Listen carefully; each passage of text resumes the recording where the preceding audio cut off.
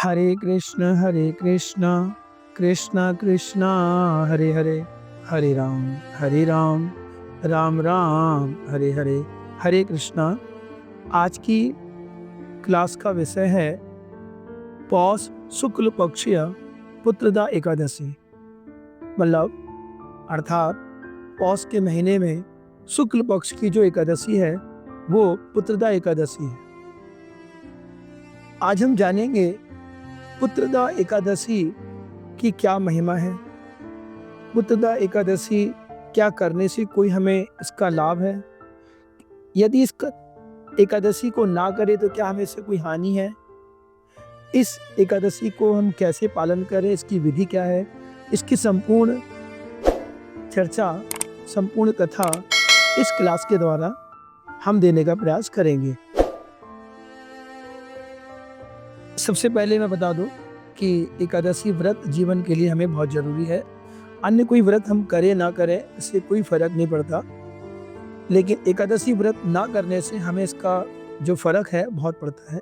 साल के 24 एकादशी हर महीने 2 बार आती है, कृष्ण पक्ष और शुक्ल पक्ष, जिसका पालन हमारे जीवन के लिए बहुत जरूरी है।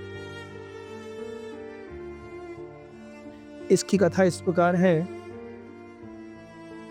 भविष्योत्तर पुराण में, अर्थात भविष्योत्तर पुराण है हमारा, उसमें भगवान श्री कृष्ण और युधिष्ठिर जी की संवाद चर्चा जो हुई है, उसमें युधिष्ठिर जी भगवान श्री कृष्ण से कहते हैं, हे प्रभु, पौष शुक्ल पक्षीय एकादशी का नाम बताइए। इस एकादशी को पालन करने पर हमें इसका क्या फायदा होगा, इसकी संपूर्ण विधि क्या है। युधिष्ठिर महाराज जो हैं भगवान श्री कृष्ण से प्रश्न करते हैं। भगवान श्री कृष्ण कहते हैं कि जो पौष के महीने में शुक्ल पक्ष आता है उस एकादशी का नाम पुत्रदा एकादशी है। इस एकादशी के पालन करने पर समस्त पाप नष्ट हो जाते हैं तथा यश और अलौकिक ज्ञान की प्राप्ति होती है। भद्रावती नामक एक नगर था, वहाँ सुकेतु नाम के एक राजा राज करते थे।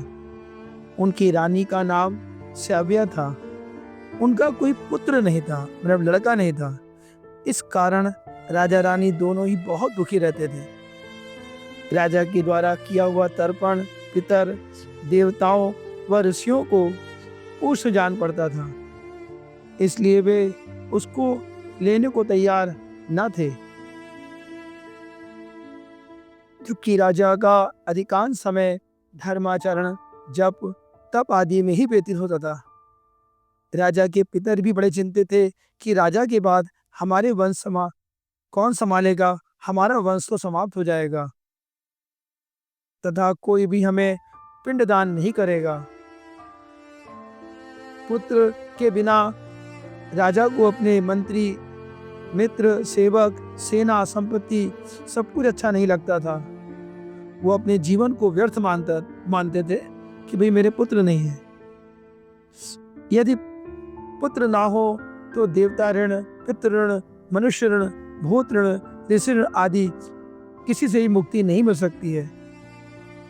ऐसा शास्त्रों का वर्णन है। यदि किसी के कोई पुत्र नहीं होता है तो वो देव ऋण, पितृ ऋण, मनुष्य ऋण, भूत ऋण और ऋषि ऋण से उसे मुक्ति नहीं मिलती। अब राजा ने विचार किया कि विष्णु भक्ति ही एक सहारा है, क्योंकि विष्णु भक्ति के द्वारा ही पुत्र, धन, विद्या आदि सब कुछ मिल सकता है। ऐसा विचार करके राजा दुखी होकर के घोड़े पर सवार होकर के छुपते छुपाते राजमहल से बाहर जाकर वन में प्रवेश कर गए। सघन वन में जाकर के विश्राम का स्थान ढूंढने लगे कि मैं कहाँ विश्राम करूं। वहां एक बरगद पर पीपल, खजूर, मौलसिरी, इमली, साल, तमाल, अर्जुन, बहेड़ा, पतास आदि वृक्षों का जो वन था बड़ा मनोहर था। लेकिन हिंसक और जंगली जानवरों को देख करके वन में भ्रमण करते हुए राजा थोड़ा डर भी गए। इस प्रकार राजा घूमते घूमते दोपहर होने को आ गई। अब राजा को प्यास और थकान का अनुभव हुआ। राजा मन ही मन सोचने लगे कि मैंने इतनी पूजा पाठ, यज्ञ, दान, दर्पण किया, प्रजाजनों को अपने पुत्र के समान प्यार देकर पाला, ब्राह्मणों को उत्तम दक्षिणा दी, सेवा से संतुष्ट किया, फिर भी मुझे इतना भीषण दुख क्यों सहना हो रहा है? मैं किस कारण इतना कष्ट पा रहा हूँ? इस प्रकार की चिंता से व्याकुल होकर के घूमते घूमते राजा को एक सरोवर दिखाई दिया। उस सरोवर में कमल के पुष्प खिले हुए थे। उस सरोवर पर बहुत सारे चक्रवात, पपिया आदि जल पक्षी विहार कर रहे थे। उस सरोवर के तट पर ऋषिगण वेद मंत्रों का उच्चारण कर रहे थे। वे सब देखकर राजा ने घोड़े से उतरकर ऋषियों के पास जा करके उन सबको अलग अलग पृथक रूप से प्रणाम किया। जो सरोवर के पास ऋषिगण वेद का उच्चारण कर रहे थे, राजा उतरे अपने घोड़े से और घोड़े से उतरकर उन्होंने क्या करा, सभी के पास जाकर के पृथक पृथक सबको अलग अलग प्रणाम करा और उनकी वंदना की। राजा द्वारा इस प्रकार सत्कार किए जाने पर ऋषियों ने राजा से पूछा, हे राजन, हम सब आप पर प्रसन्न हैं, आप अपनी इच्छा व्यक्त कीजिए। राजा ने पूछा कि आप सब कौन हैं तथा किस प्रयोजन से इस सरोवर के पास आकर के आप सब एकत्रित हुए हैं? राजा के इस प्रश्न के उत्तर पर वे सब लोग बोले, हम विश्वदेव हैं, स्नान करने हेतु यहाँ पर आए हैं। आज पुत्रदा एकादशी है। पुत्र प्राप्ति की इच्छा से इस एकादशी का व्रत करने वाले को अवश्य ही पुत्र की प्राप्ति होती है। राजा ने कहा, भगवान, हमने पुत्र प्राप्ति के लिए बहुत प्रयत्न किया, सब कुछ व्यर्थ गया। मैंने पुत्र प्राप्ति के लिए जितने कर्म करने थे वो सब कर दिए, लेकिन कुछ भी सफल नहीं हो पाया। राजा कहते हैं, आज यदि आप मुझ पर प्रसन्न हो तो सुंदर पुत्र प्राप्ति के लिए मुझे आशीर्वाद दीजिए। तब विश्वदेवों ने कहा, आज पुत्रदा एकादशी है, आज आप इसका पालन कीजिए। भगवान की कृपा से एवं हम लोगों के आशीर्वाद से आपको अवश्य ही पुत्र प्राप्त होगा। तब राजा ने ऋषियों के निर्देशानुसार पुत्रदा एकादशी का व्रत का पालन किया और द्वादशी के समय ठीक समय पर व्रत का पालन किया। मैं आपको बार बार कह चुका हूँ कि व्रत का पालन करने का एक समय होता है। आप व्रत को, जैसे आपने आज व्रत किया, तो जो उसके व्रत तोड़ते हैं वो चावल के साथ, अगर भगवान जगन्नाथ जी का भोग लगा चावल मिल जाए तो बहुत अच्छी बात है, नहीं तो कोई भी चावल लेकर के आप सुबह या तो अच्छे से चावल की खिचड़ी वगैरह जो बना सकते हैं, चावल की खिचड़ी है बना लीजिए, चावल का भुजी बना लीजिए, ताकि उसको ठाकुर जी को निवेदित कीजिए, उसको भोग लगाइए। उसके बाद उस भोग को, जो आपका पारण का समय है, आप उसको खा लीजिए। आपको लगता है कि मैं नहीं बना पाऊंगा या समय नहीं है या आप यात्रा पर हैं, कोई कारण ऐसा वजह बहुत जल्दी पारण का कभी कभी समय होता है, तो कच्चे चावल लेकर भी मानसिक ठाकुर जी को भोग लगा कर भी चावल को ले सकते हैं, लेकिन व्रत का पारण आप समय पे कीजिए। तो राजा ने जब द्वादशी का समय आया तो व्रत का पारण समय से किया, और जब व्रत का पारण कर लिया तो उनका व्रत पूरा हो गया। उन विश्वदेव ऋषियों को बारंबार प्रणाम करके घर को वापस आ गए। इधर रानी ने उस समय गर्भधारण किया। विश्वदेव ऋषियों के आशीर्वाद से और भगवान श्री हरि की कृपा से एकादशी व्रत के पुत्रदा एकादशी के प्रभाव से रानी ने यथा समय एक पुण्यात्मा तेजस्वी पुत्र लाभ प्राप्त किया। फिर तो राजा की प्रसन्नता का कोई ठिकाना नहीं रहा। धर्माधिष्ठिर से भगवान श्री कृष्ण ने कहा, महाराज, उस पुत्रदा एकादशी का व्रत का पालन करने से पुत्र प्राप्त किया जा सकता है तथा स्वर्ग की गति भी मिल सकती है। हे राजन, जो इस एकादशी व्रत का महात्मा का कथा का श्रवण करता है, उसका पाठ करता है, दोनों को अश्वमेध यज्ञ का फल मिलता है। अश्वमेध यज्ञ में आपको पहले भी कह चुका हूँ। मतलब सोचिए कि अगर आपने एकादशी व्रत का पालन किया तो आपके जीवन में अगर पुत्र नहीं है तो पुत्र की प्राप्ति होगी। लेकिन मैं तो कहता हूँ ये सब तो भगवान की लिए नहीं, कि आप पुत्र प्राप्ति या धन प्राप्ति या संतान प्राप्ति या घर प्राप्ति, मकान प्राप्ति, जो भी आप वैभव प्राप्ति करना चाहते हैं, उसका कोई फायदा नहीं है। कृष्ण भक्ति प्राप्ति के लिए अगर आप व्रत करें तो ये सबसे बड़ा प्राप्ति है, क्योंकि भगवान कृष्ण अगर हमें मिल जाए, श्री हरि श्री नारायण हमारे जीवन में आ जाए तो हमारा जीवन सफल हो जाएगा। उसकी प्राप्ति के लिए मैं तो कहता हूँ व्रत करना चाहिए। बाकी जो इस व्रत का महिमा थी मैंने आपको बताया। और एक और बात, इसकी कथा श्रवण करने से अश्वमेध यज्ञ की प्राप्ति होती है। जो लोग इस कथा को सुन रहे हैं ध्यान रखें, उन्हें अश्वमेध यज्ञ की प्राप्ति हो। अश्वमेध यज्ञ जानते हैं किसे कहते हैं? अश्वमेध किसे कहते हैं? पूरे विश्व का राजा होना। मैं तो कहता हूँ आज की तारीख में इंसान 5000 3000 फुट का घर ही बना ले, उसका मालिक बन जाए, बहुत बड़ी बात है।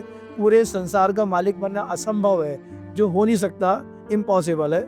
लेकिन आप इस एकादशी की कथा का श्रवण कर लीजिए, पुत्रदा एकादशी की कथा को सुन लीजिए, तो भी आपको अश्वमेध यज्ञ मिल गया, पूरे विश्व को आपने जीत लिया, बहुत बड़ी बात है। तो ये तो भी इस एकादशी कथा की महिमा। दूसरा, मैं आपको पहले भी कह चुका हूँ कि जो एकादशी व्रत है वो जीवन के लिए बहुत जरूरी है, क्योंकि एकादशी के दिन अन्न यदि हम खा लेते हैं तो अन्न में पाप पुरुष निवास करता है। जैसे कि जितने भी पाप होते हैं, ब्रह्म हत्या से लेकर के जितने भी पाप होते हैं, ये सब एकादशी के दिन अन्न में वास करते हैं। मतलब आप सोचिए कि आपने ब्रह्म हत्या तो बहुत बड़ी हत्या है, जिसका कोई उपाय ही नहीं है। समझ जाइए आपने जीवन में बड़े गलत से गलत जो पाप किए हैं, वो सब पाप एकादशी के दिन केवल मात्र अन्न खाने से मिल जाता है। यदि आप कोई भी एकादशी हो अन्न खाते हैं तो वो सारे पाप जो होते हैं अन्न में वास करते हैं। इसलिए मैं कह रहा था कि एकादशी व्रत जरूरी है, क्योंकि आप सोचते हैं ना कि नहीं मैं नहीं करूँगा, मुझे जैसे आम व्रत, ये आम व्रत नहीं है। और कोई व्रत आप नहीं करते हैं, शुक्रवार, सोमवार, मंगलवार, बुधवार, शनिवार, जो भी व्रत हैं या जो और व्रत होते हैं, उन व्रत को अगर आपने पालन नहीं किया उससे कोई फर्क नहीं पड़ने वाला, उससे कोई पाप नहीं लगने वाला। लेकिन एकादशी के दिन आपने अन्न जो खा लेते हैं, अन्न, क्योंकि लोग, व्रत का मतलब क्या होता है? व्रत का मतलब होता है कि आज हम अन्न नहीं खाएंगे, और आपने उस दिन एकादशी के दिन अन्न खा लिया तो पाप लगेगा। मैं तो ये भी कहता हूँ जो लोग नहीं रख सकते हैं, जिनको लगता है कि नहीं हम तो भूखे नहीं रह पाएंगे, तो यार कम से कम 2 बार खा लो, 3 बार खा लो, लेकिन अन्न तो मत खाओ। कम से कम 2 बार भी खा लेते हो आप लोग, 2 बार जो भी खा सकते हो। खाने में ध्यान रखें, खाने में कोई ऐसी चीज़ ना खाएं जो एकादशी के दिन नहीं खाए। जैसे आप खा सकते हैं, आलू खा सकते हैं, शकरकंद खा सकते हैं, सिंगाड़ा खा सकते हैं, कूटू ले सकते हैं। सिंगाड़े आटे की कूटू की जो है बड़ी बना सकते हैं, पराठा बना सकते हैं, और आलू की सब्जी बना सकते हैं। लेकिन ध्यान रखें, आलू की सब्जी में केवल सेंधा नमक का यूज़ करते हैं, या मूंगफली का तेल या घी से बना सकते हैं। और अगर आपको चटपटा खाना है तो काली मिर्च का यूज़ कर सकते हैं, लेकिन हरी मिर्च या कोई भी मसाले या धनिया इसको यूज़ नहीं करते हैं। बहुत लोग कर लेते, नहीं करते हैं, इस चीज़ का ध्यान रखें। साबूदाना नहीं खाते हैं, मैं बार बार कह चुका हूँ। ड्राई फ्रूट ले सकते हैं, मूंगफली ले सकते हैं, बादाम, किशमिश, काजू ले सकते हैं। इसकी आप दूध से बने हुए सामान ले सकते हैं, लेकिन घर के बने हों, तो ये बाहर का बने हुए ना लें। तो इस तरह आप जो भी है सभी प्रकार के फल ले सकते हैं, केला से अनार, अमरूद, जो भी फल होते हैं उनको ले सकते हैं, लेकिन इसके अलावा कुछ और नहीं।